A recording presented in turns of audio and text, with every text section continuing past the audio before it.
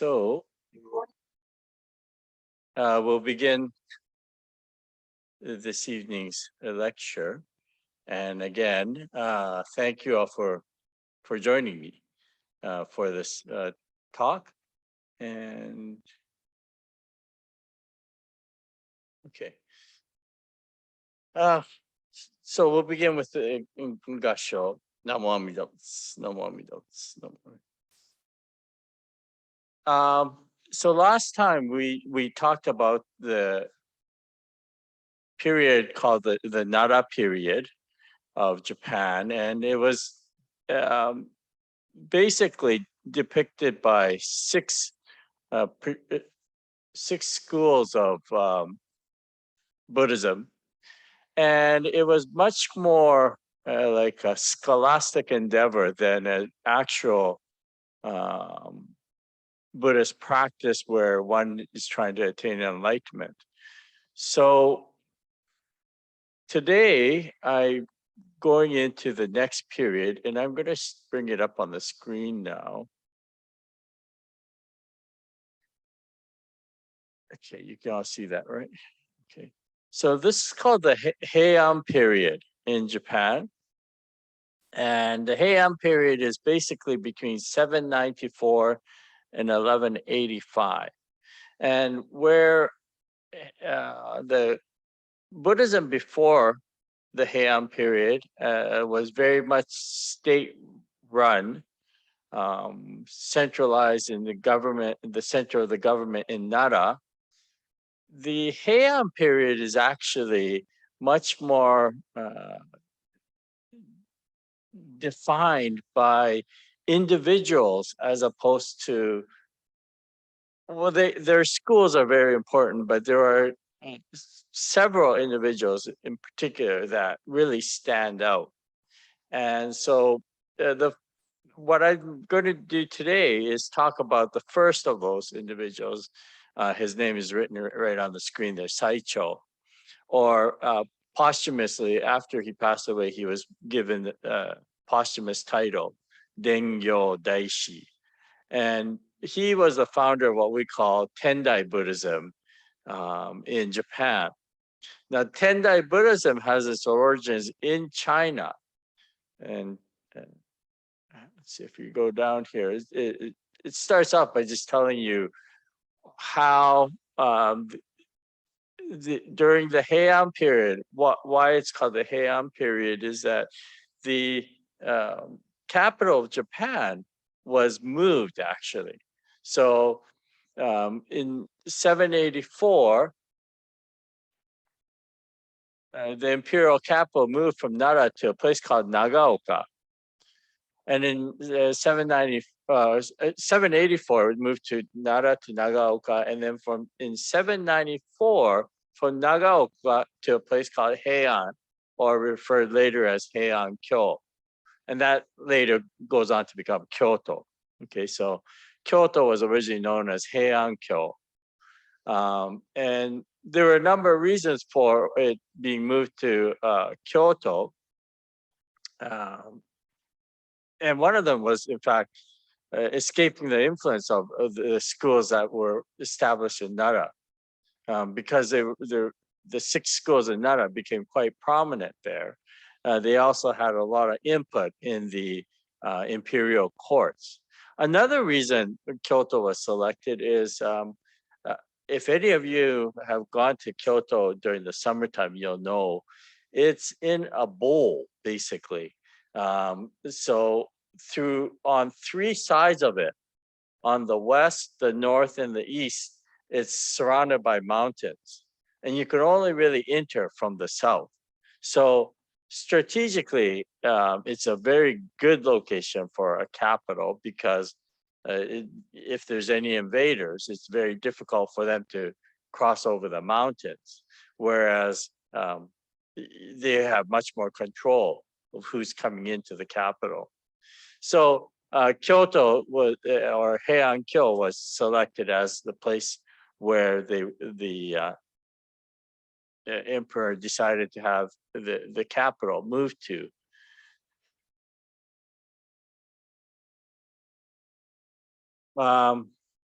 Yeah, so as I mentioned, during the Heian period, one of the reasons was to move away from the influences of those schools in Nara.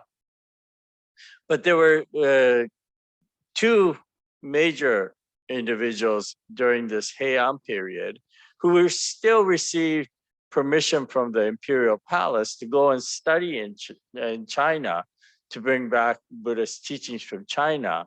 And those two main individuals are this Saicho, or Dengyo Daishi as he was known posthumously, or Kukai, or Kobo Daishi.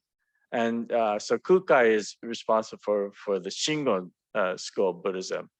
Kukai is also, he becomes really a folklore figure in Japan. In fact, there are places throughout Japan that claim that Kukai had visited there and had his mystical powers did something to that area. A very good example of that is where my wife lives in Kyushu, or where she comes from in Kyushu, right on the border of the two provinces, prefectures of Oita and Kumamoto. There is an onsen spa village, and it's called Tsue Tate Onsen. Tsue is cane, tate is to stand.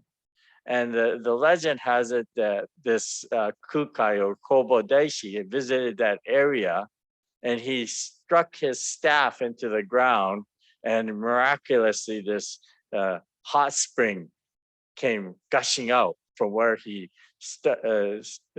put his staff in. So that's the kind of folklore that exists with this Kukai throughout Japan. There are many places that tell of wondrous tales, and we'll get into Kukai probably, hopefully, next session.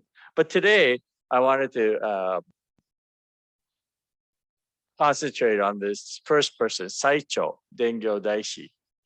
So, as I mentioned, this Tendai Buddhism that he brought to Japan originates in China, and it was founded by Chikai, or Chihi, Chigi in Japanese, who lived between the ages of 531 to 597.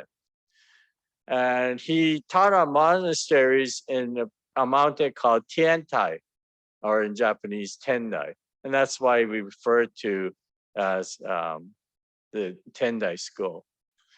And it's in southern China. I don't know exactly where it is, but it is referred to being in southern China. And the Tendai is also referred to Hokkeshu, or the Lotus School of Buddhism, because it focuses primarily on the Lotus Sutra. It emphasizes the Lotus Sutra as being a very important teaching. So in Japan, it was founded by this Saicho, who lived from 767 to 822. So as you can see by those dates, Saicho came much after this Chigi in China had already passed away. So by the time that Saicho came about, Tiantai was well established in China as a Buddhist school.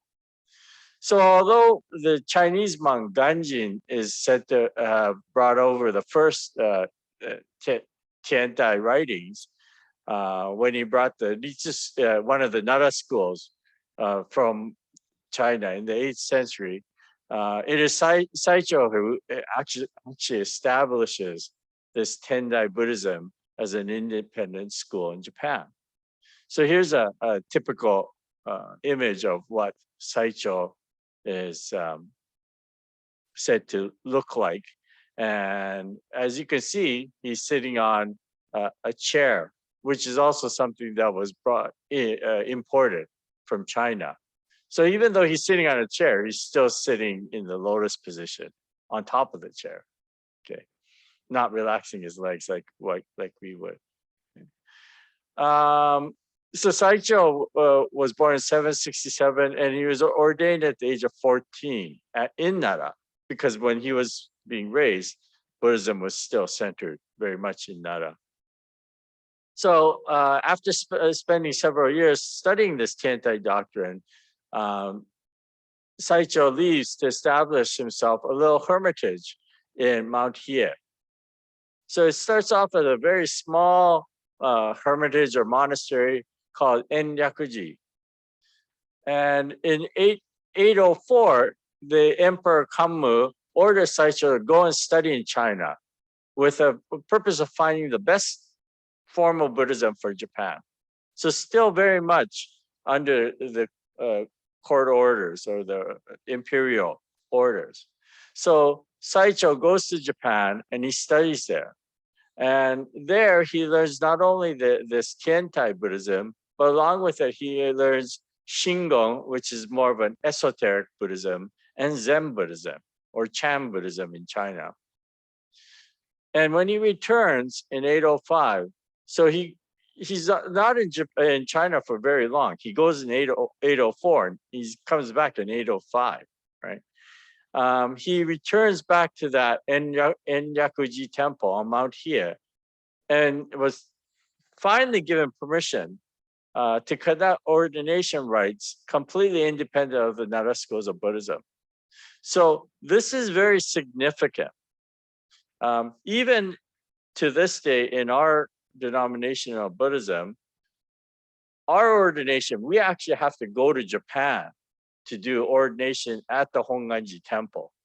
Okay, so even though we're here in Canada, and if we're part of the Jodo Shinshu Honganji-ha or the Nishi Honganji temples, which all of the temples in Canada in our organization belong to, we ministers, in order to become a minister, we still have to go all the way to Japan to get ordination. Okay, so it means that we're not independent from Japan. Well, for Saicho to have been given this permission by the imperial palace to conduct his own ordination means that they're actually recognizing his school as an independent school, independent from all the other schools of Nara. So he would start establishing a new order of Buddhism and breaks away completely from the schools in Nara. And he would then officially title the new school Tendai Hokke School. And what makes his Tendai a little different from the Chinese Tiantai is that he also incorporates Shingon, Zen teachings, as well as the Pure Land teachings as well into it. It's not just strictly this Tiantai teaching. And this incorporation of other teachings led Tendai to become much more of a universal school of Buddhism. And Mount Hiei actually flourishes and becomes the greatest center of study of Buddhism in Japan. If you go to, even today, if you go and visit Mount Hiei, it's basically a mountain with various complexes throughout the mountain. They're temples, complexes, and they're focusing on different areas of Buddhism. And that's all under this umbrella of Tendai Buddhism. So it almost becomes like a university of Buddhism. And so Saicho really emphasized this. And he was also, Saicho was not only a great monk, but he was also very patriotic to the country. And the reason why he situated the Mount Hiei, or the Tendai school on Mount Hiei, which is located northeast of the capital, is it's said that that's the direction, as you can see on the notes there, it says demon entrance. So there was superstition, I guess, that was believed that anything bad would come in from the northeast direction.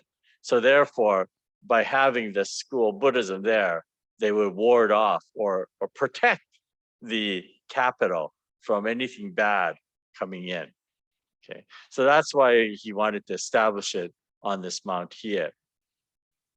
And so Saicho is known for his earnestness, and when he opens Mount Hiei, he creates a treatise, and in there he has said that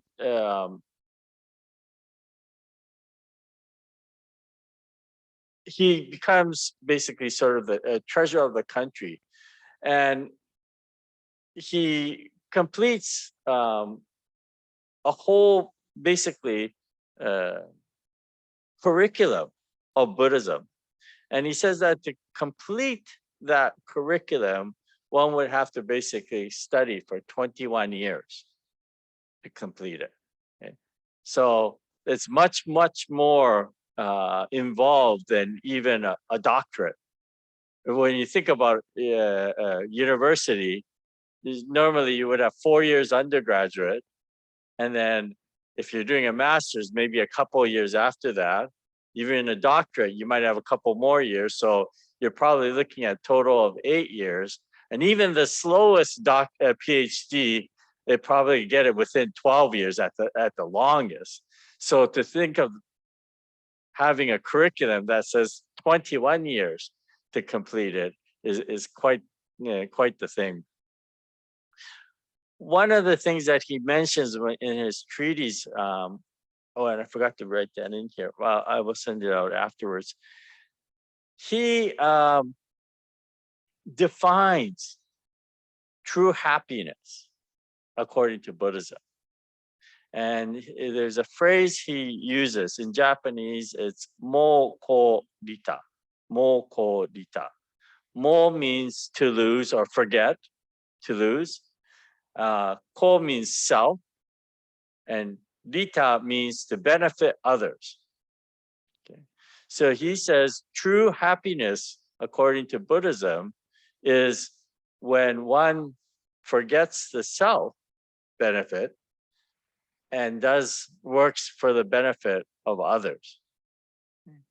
So if you completely are engrossed or involved in something that you're doing as to benefit others, then that's where you find true peace and true happiness. Okay? It's when we start thinking about the self first, and we start putting in different angles. This might be a good thing to do, but somehow in there you have an angle that says, well, it's going to benefit me along the way. Then it won't be a pure action for others. So he says that true happiness comes when we lose the self and benefit others. Okay.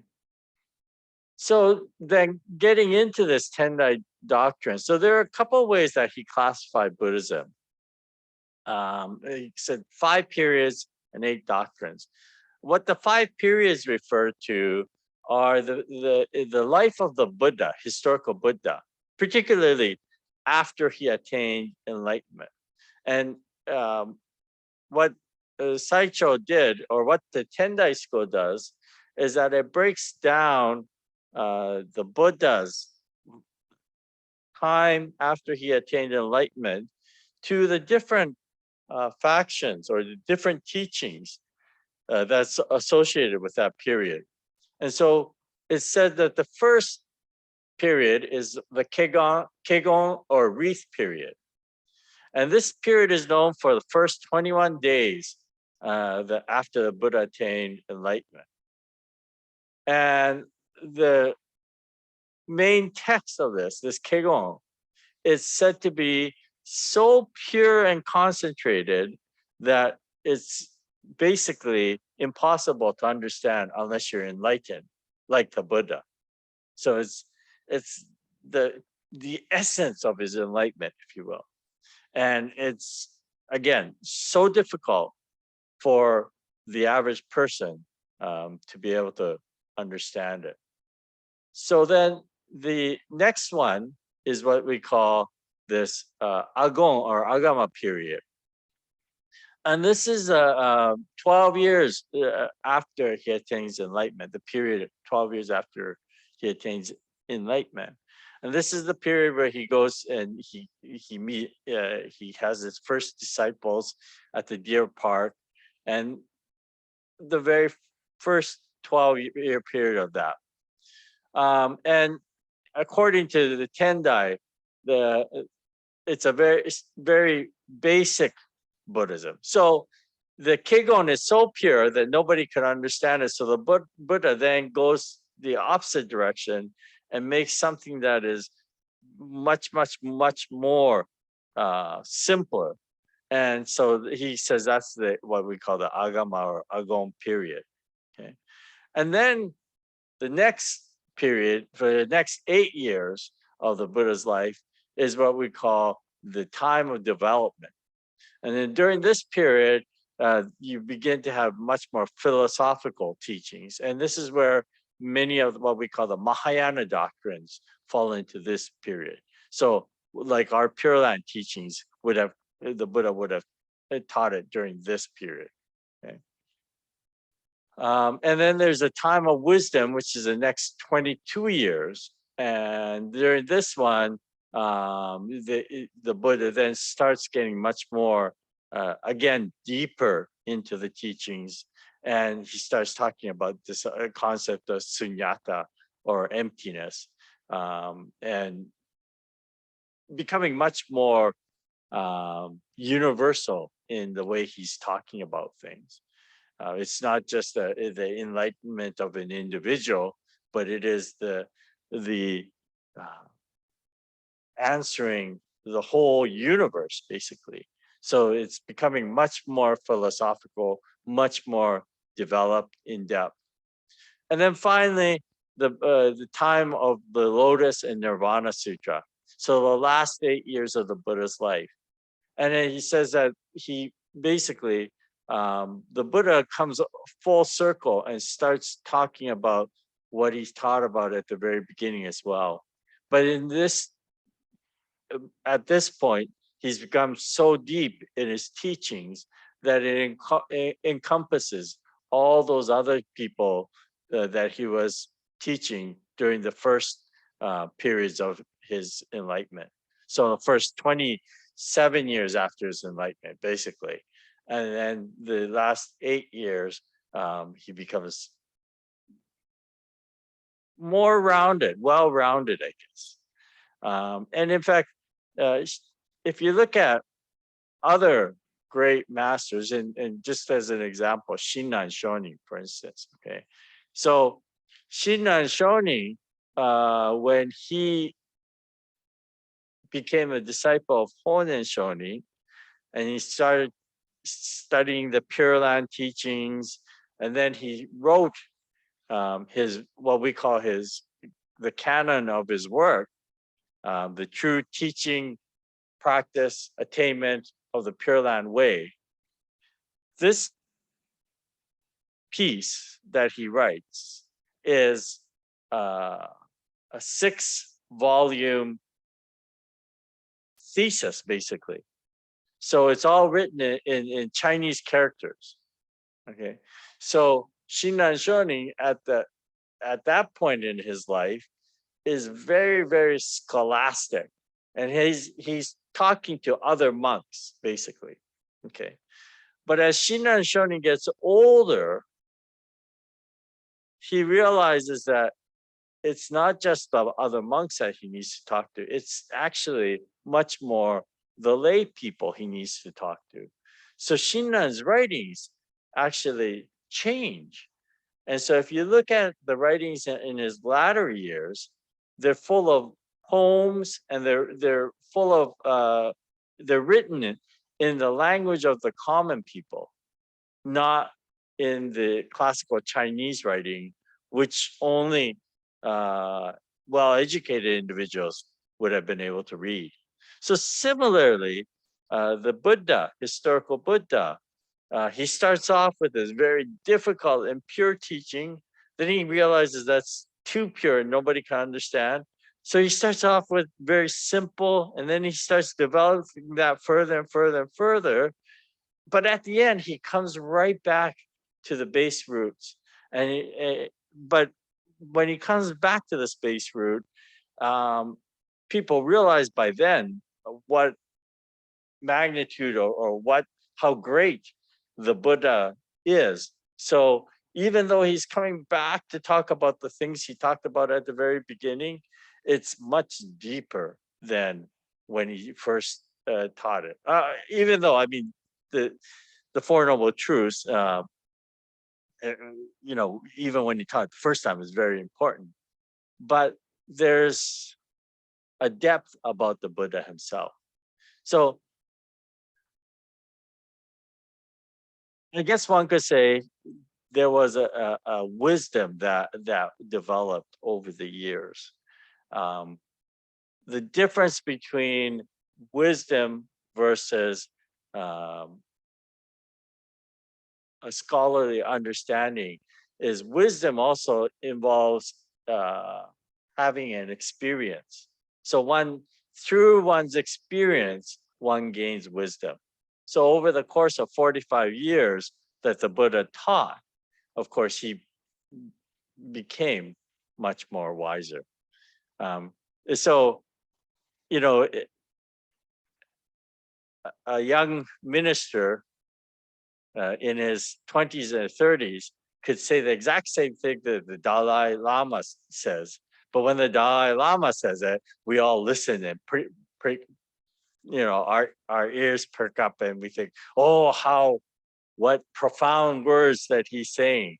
But it's because he has all this experience behind his words that it has depth behind it. So that's basically similar to this.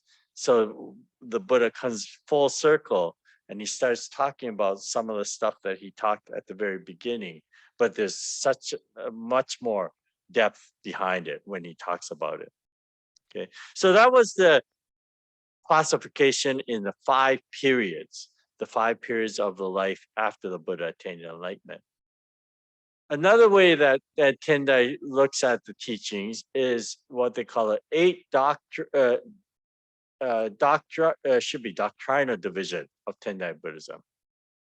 Now, this one is much more to do with the actual teachings and how one interacts with the teachings. So the 4 divisions based on the method of teaching are what we call the abrupt doctrine. And this is corresponds again to the wreath period of above chronological breakdown, but it's a very pure way of transmitting the Dharma.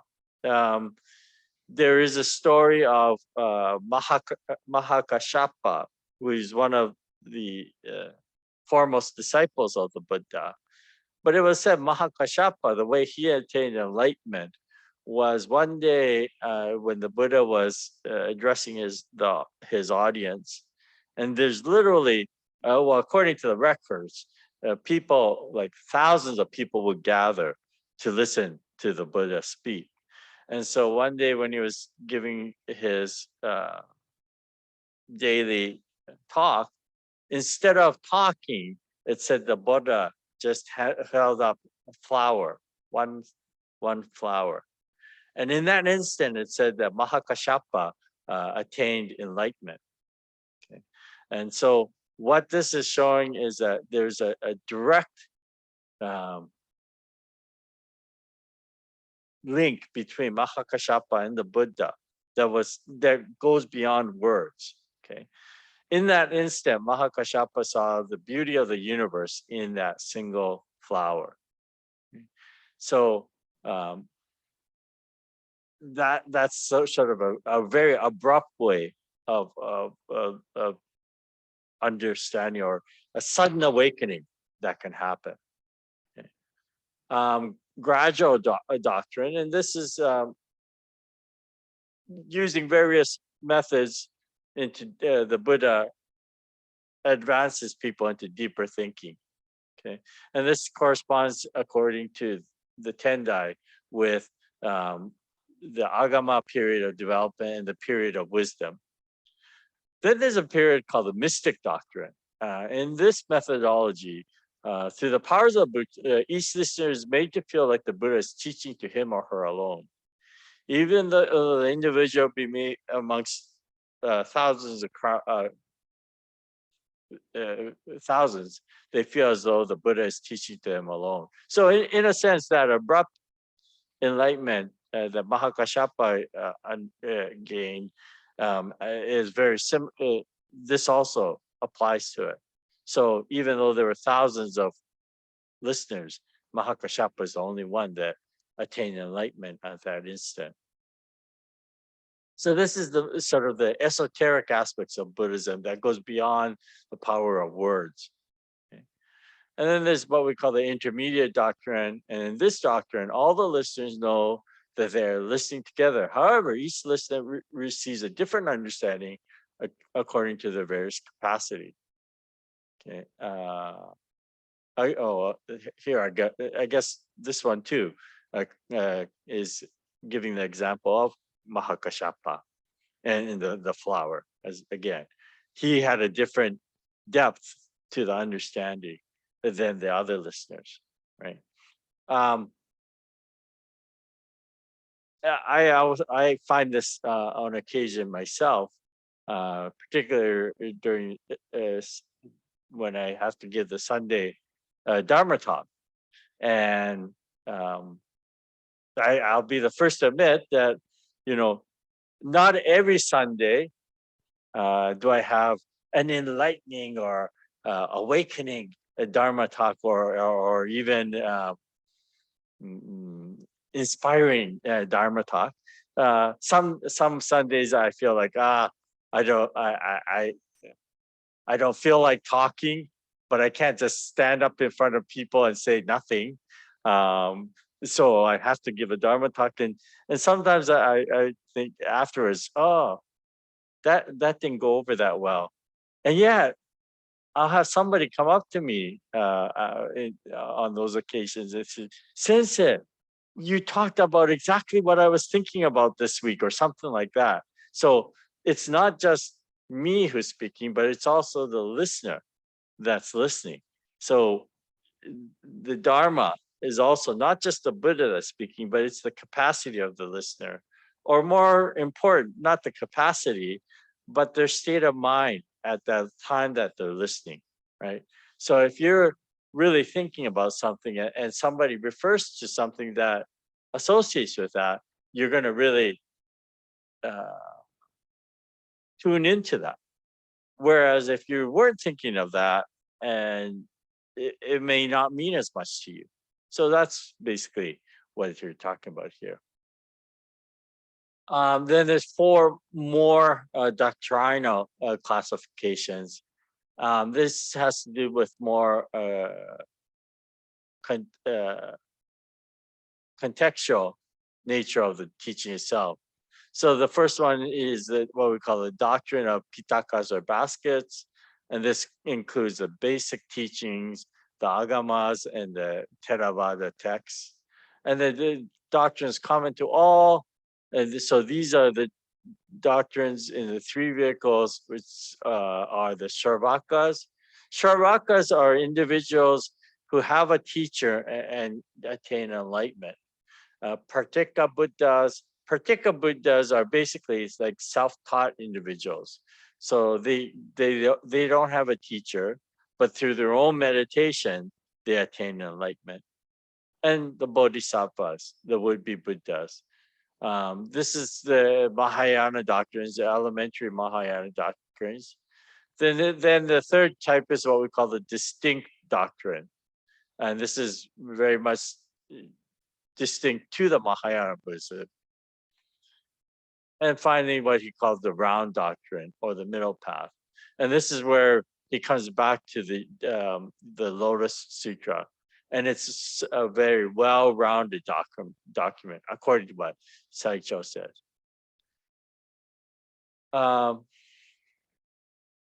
So Saicho's vision for Tendai was to stress the enlightenment for all beings and assumed a basic unity between the Buddha and all other beings.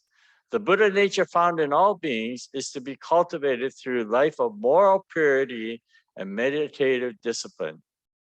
Although the Lotus Sutra and its practices were the ultimate goal for Tendai Buddhism, Saicho included other forms of practice such as Zen meditation and Shingon esoteric Buddhism, all as ways to cultivate the disciple. So ultimately, in this Tendai school, the Lotus Sutra is very important. But in order to develop oneself, he taught in very different methods. So the following are basically some of the practices that exist on Mount Hiei, just to give you an idea. Probably the most famous practice, and I've mentioned it in previous study sessions as well, is this 1,000-day circumambulating practice. This is seen to be one of the most arduous practices on Mount Hiei, and it actually spans 7 years to complete it. Now, during this period of 700 years, the monk was, or 7 years, the monk will spend 1,000 days traveling through Mount Hiei, worshiping at the various temples on the mountain. And the fellow on the right here, he's a very famous, when you become a monk who does this particular practice, they have a special name for them. They call them ajari. Ajari, and this ajari is, his name was Sakai-san, and Sakai-san was became very famous because I believe he did this practice twice, if I'm not mistaken. And so it's not just any monk who is allowed to do this practice. You have to be of a specific ranking to be able to withstand the rigors of this practice. And you'll notice that he has this very, very strange looking hat, almost like something out of Star Wars or something on it. But inside this hat is supposed to be a knife. And he also has around his waist a rope belt that he wears. And it's said that if during this 7-year period, if he ever comes to a point where he's unable to continue on, he's supposed to commit suicide. So it's supposed to be that you have to be committed to that extent, basically. So the breakdown during that 7-year period. So for the first 3 years, 100 days every year spent traveling to the Eastern Temple, the Western Temple, Yokawa, Hiyoshi Taisha, and the monk would stop at around 260 stops to worship. Every day during this period, he would leave at 2 a.m. to start this practice and travel a distance of about 30 kilometers every day for 100 days. So if you think about what a full marathon is, right? What is it? 42 kilometers or something? So it's close to a full marathon that he's doing every single day for 100 days. And the other thing you have to understand that these temples are in mountains. So he's going over mountainous pathways, not, it's not like here in Richmond where we don't have any hills. He's going up and down, all these mountainous paths. So you have to do that for 100 days for the first 3 years. Then in the 4th and 5th year, the monk does the same course, but this time instead of 100 days, they do it for 200 days throughout the year. So they ramp it up by doing it another 100 days more. So at the end of the 5th year, it said that the monk will have completed 700 days of the practice. Okay, so the first 3 years, 100 days each, so that's 300, and then the next 2 years, 200 days each year, so that's 400. So 3 and 4, so 700 days after the 5th year. So at the completion of the 700th day, the monk goes through the most difficult part of the practice of the 1,000-day ritual practice, and is known as the Do-iri. And for this portion, the Ajari enters a very small worship hall known as the Myo-do. Myo-do, Fudo Myo is the guardian of the underworld, or and so for 9 days, this monk has to fast, not drink anything, and not sleep. And every morning at 2 a.m., he leaves this little worship hall to a nearby well where he scoops up a bucket full of water to present it to this Fudo Myo who's on this left-hand side here. Okay. And of course, the monk is not allowed to drink any of that water, but he has to present it to that the Fudo Myo there, right? And on the final day of the period, this practicing monk would have to take the water to the other practicing monks at the temple. And as I mentioned in previous lectures, that when this event occurs, it actually is a big thing in Kyoto. So they actually put it in the newspapers, and by this time, this practicer monk is delirious, or completely without any strength. And so this final act of taking water, and so basically there's a well at the bottom of this mountain, or I guess mountain, and he has to climb up these stairs to go up to the hall where the other monks are to give them water. So you can imagine, you haven't eaten nor slept nor drank any water for 9 days, and now you have to go through this ordeal. So what happens actually on that particular day, the members, the local members who support this Tendai school of Buddhism, they all come out to give sort of moral support to this monk. And in fact, they have this very long pole that has on the end, it almost looks like shaped like a U. And they're not allowed to touch the monk themselves, but they can push him along using this pole. And so they help him complete his practice. And so following this 9-day period, the monk is said to become a living incarnation of this Fudo Myo, and is given the special title of Ajari. The Ajari is said to have completed practice for self-benefit and now practices for the benefit of all sentient beings. The 6-year practice, Ajari travels daily to the Sekizan Zen-in temple in Kyoto for a 100-day period.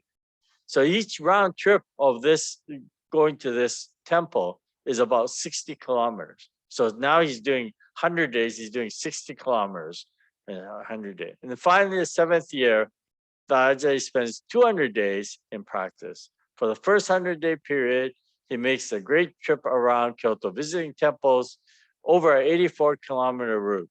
And the final 100 days are spent circumambulating the temples on Mount Hiei.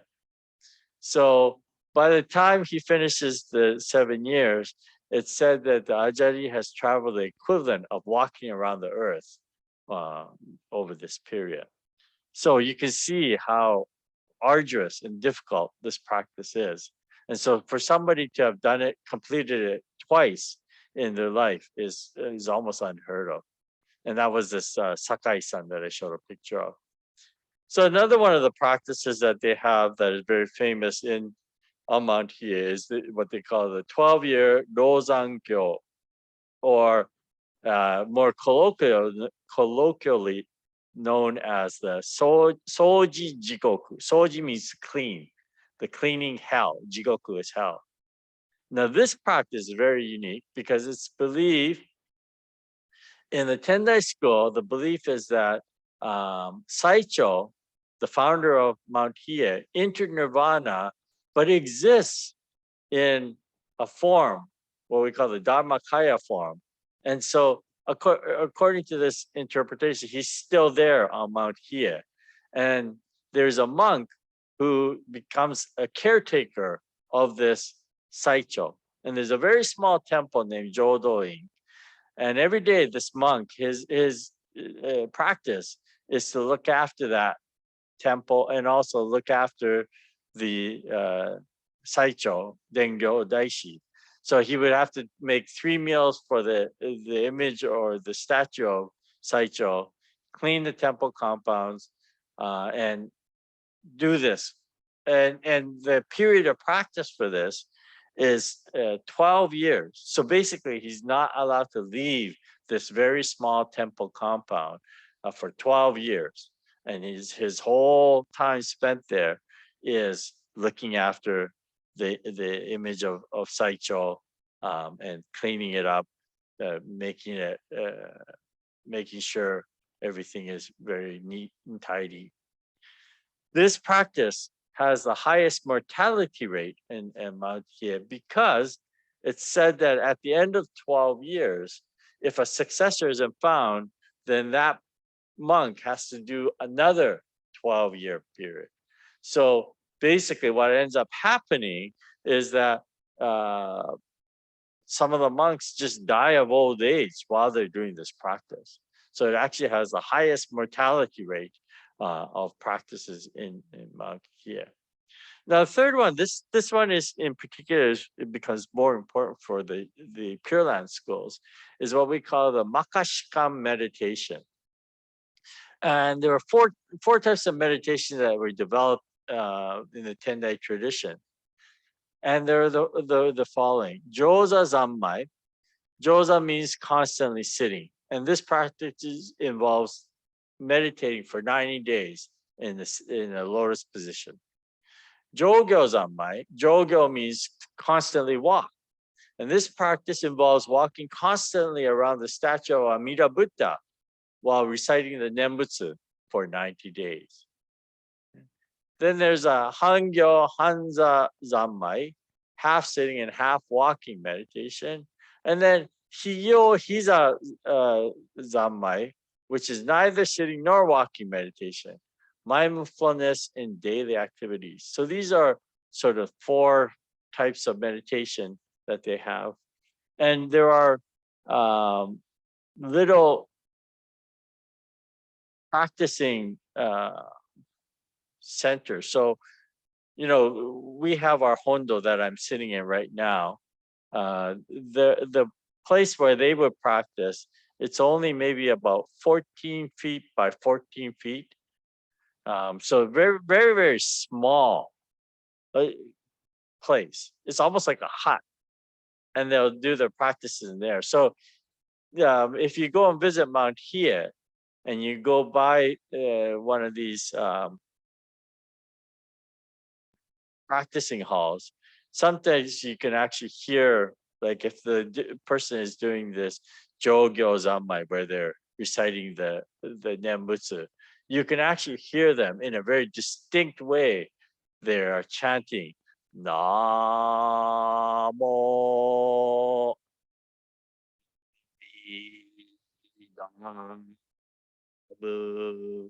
and they very distinctly, and they're doing this for 90 days. So all these different aspects were parts of what are involved in the Tendai school. And of course, there are many, many other practices. These are just 3 of the most famous ones that I brought up. The daily life would be filled with practice. So from the moment that one wakes up to the moment that one falls asleep, there's practice.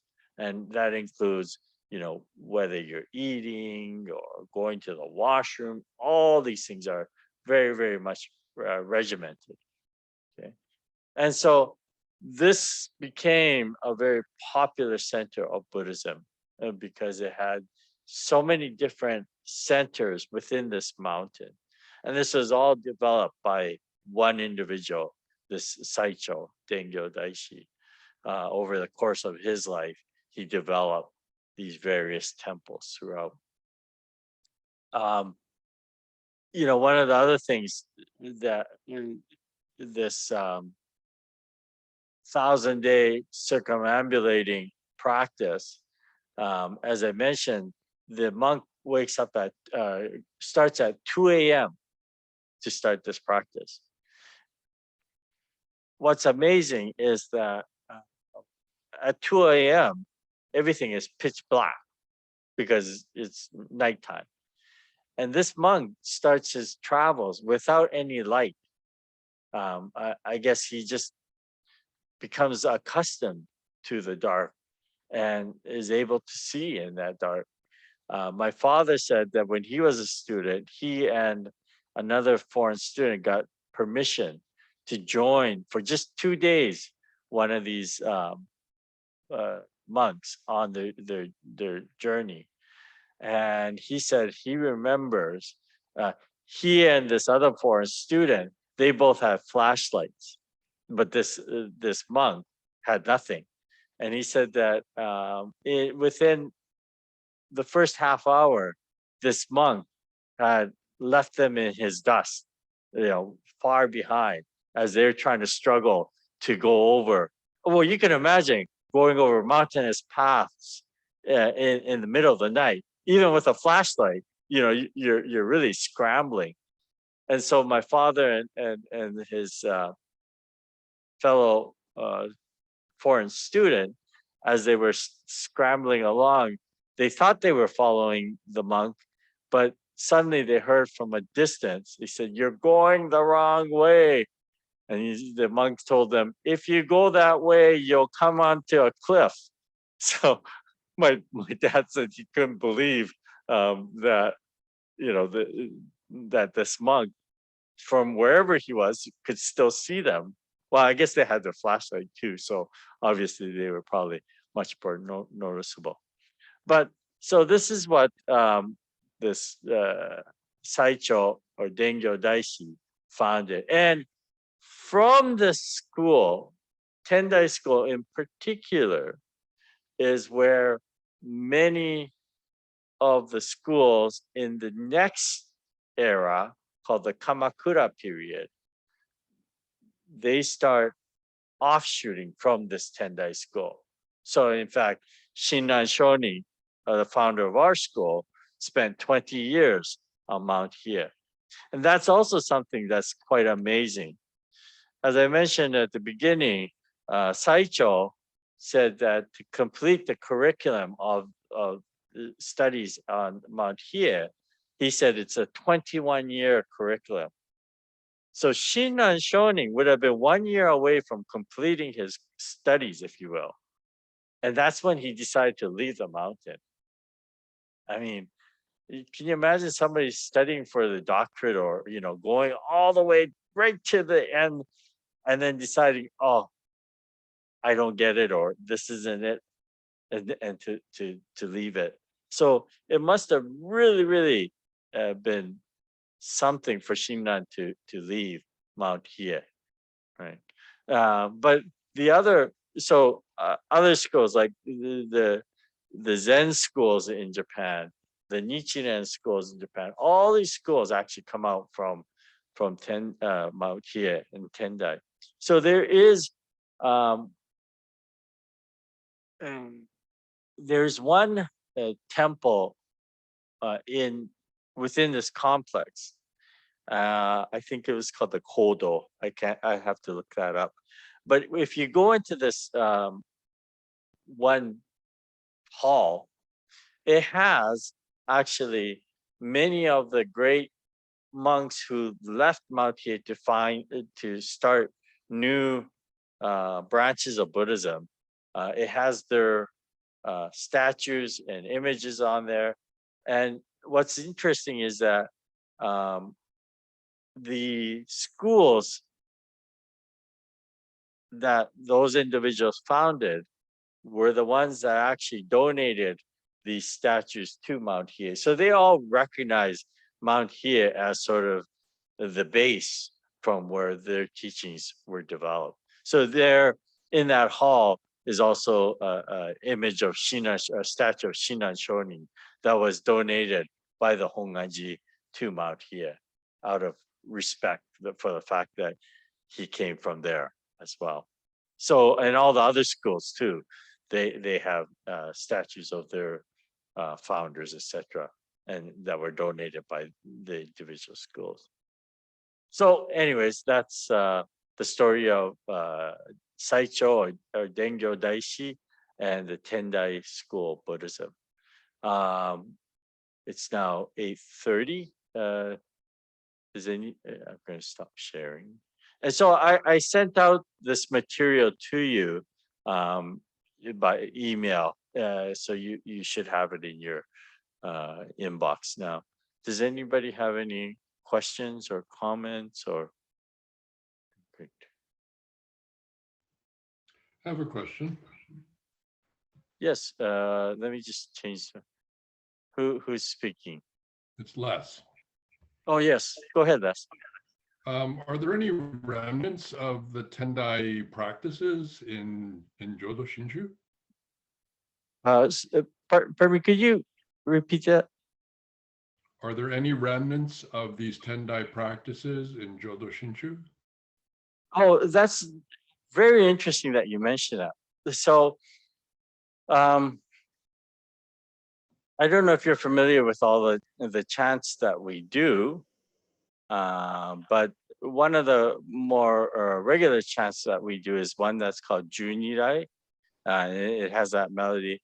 Keshu teni shogu yo.